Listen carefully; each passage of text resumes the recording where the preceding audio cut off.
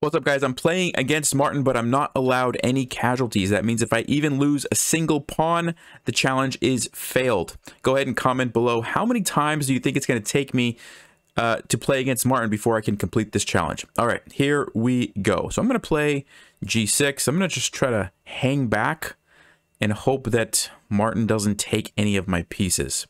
Let's play bishop g7. I don't know if this is a good strategy or not, but let's just fee and kettle the bishops. Okay, I'm going to discourage him from taking that pawn.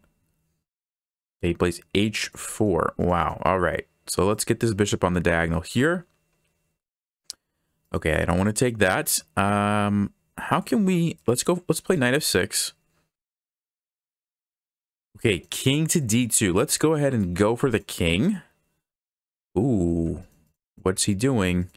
See, here's the problem. If I go for the fork, he's going to take my knight, which is not good enough for me, right? So let's play f5. Let's just defend the knight.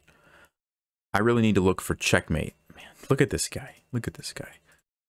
I really need to look for checkmate as opposed to just trying to take stuff.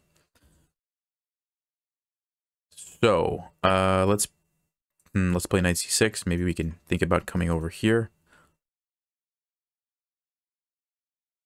Well, Martin just made that very easy for me.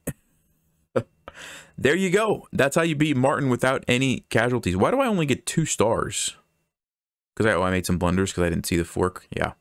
Okay, well, that was easier than I thought it was going to be, actually. I wasn't expecting him to just... Yeah.